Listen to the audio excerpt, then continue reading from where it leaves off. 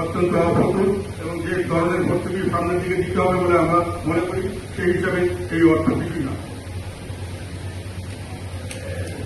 এই অর্থ বাজেট আছে মনে হয় যেগুলো গ্যাস সঠিক মূল্যে বিক্রয় করতে গেলে আর যদি IMF এর কথা অনুযায়ী সঠিক মূল্যে বিক্রয় করতে হয় সেটা হয়তো সরকার চিন্তা করছে, তাহলে সাধারণ জনগণের উপরে মূল্যস্ফীতির চাপ বাড়বে, দরিদ্র মানুষ আরো বেশি দরিদ্র হবে।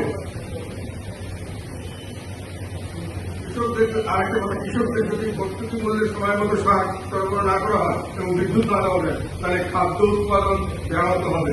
সেক্ষেত্রে আশঙ্কা আছে যে বড় ধরনের খাদ্য সংকট সৃষ্টি হতে পারে। সেই বিষয়টিও বাজেটে কোন রকম আলোকপাত করা হয়নি বলে আমার মনে হচ্ছে, আমি খুঁজে পাইনি।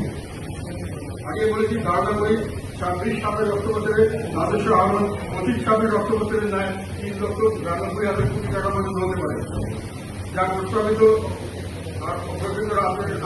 যা এর পরের বছর মানে এই বছরের এর চেয়ে বেশি আয় হবে না বলে আমি মনে করি। এসব প্রাকৃতিক এবং আমার ধারণা যে আর্থসামাজিক পরিস্থিতি এবং যেভাবে রাজনৈতিক অস্থিরতা এবং যে অর্থনৈতিক মন্দা বিশ্বব্যাপী ইরান যুদ্ধের কারণে সব মিলিয়ে আমাদের রাজস্ব আদায় এই বছর যেটা অ্যাকচুয়াল হয়েছে আগামী বছর সেটা ধরে রাখাই কঠিন হয়ে যাবে, এটা আমি ধারণা করছি।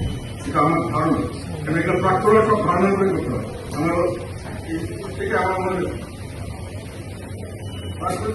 ফলে আমাদের দেশের রাষ্ট্র পরিচালনার জন্য আমাদের প্রাকৃতিক পরিচালনা ব্যয় প্রস্তাবিত বাজেটে দেওয়া হচ্ছে 6,21,925 কোটি টাকা। এই টাকা কিন্তু আমি আগে বলছি কমানোর কোনো উপায় নেই, এটাকে খরচ এটা করতে হবে অথবা একটু বেশি করতে হবে।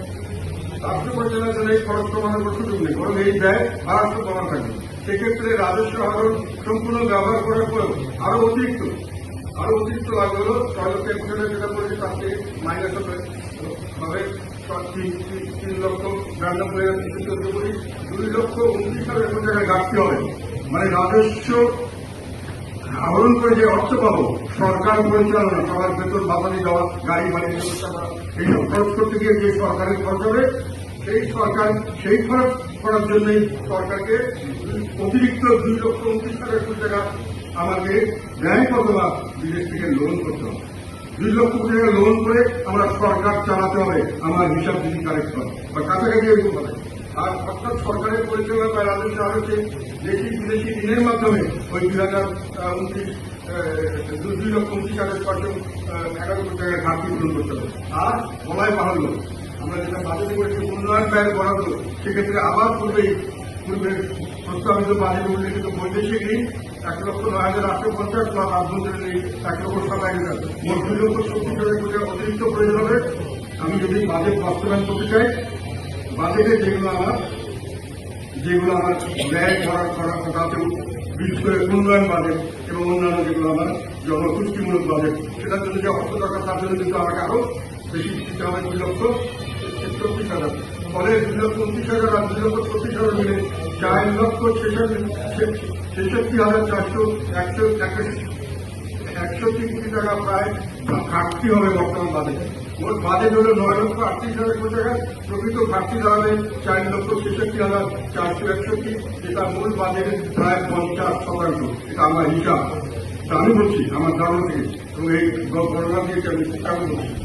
দেশি বিদেশি ঋণ দ্বারা এই ঘাটতি পূরণ করতে হবে। অতিরিক্ত ঋণ নির্ভর বাজেটকে ভিতরে বাজেটটি বাস্তবায়নযোগ্য নয় বলা যায়। 50% এখন 4,04,000 কোটি টাকা বিদেশ থেকে এবং দেশ থেকে লোন করে চালাবেন, এটা খুব একটা বাস্তবায়নযোগ্য নয়, এটা স্বাভাবিক বলে না। তবে এই বিষয়টি বিবেচনা রাখতে হবে, ইম্পর্টেন্ট এটা আমার কাছে মনে হয়। বাস্তবায়নের ব্যত্যয় সমূহ পরবর্তীতে আর্থসামাজিক ও রাজনৈতিক সংকটকে আরো ঘনীভূত করার আশঙ্কা থাকবে। মানুষের অনেক ধরনের এক্সপেকটেশন এসছে, মানুষকে অনেক কিছু আশা করছে এবং তাদেরকে বলা হচ্ছে যে আমরা এটা দিব। আপনি যখন দিতে পারবেন না তখন কিন্তু মানুষের মধ্যে হতাশা না, এটা ব্যাপক হয় একটা বিক্ষোভ এবং একটা ক্ষোভের জন্ম দিতে পারে, যেটা রাজনৈতিকভাবে বড় ধরনের সমস্যার সৃষ্টি করতে পারে এবং এটা রাজনৈতিক অস্থিরতা, অরাজকতা, যে কোনো ধরনের আবার একটা কোনো সমস্যার সৃষ্টি হয়ে যেতে পারে। এটা আমি আশঙ্কা করি।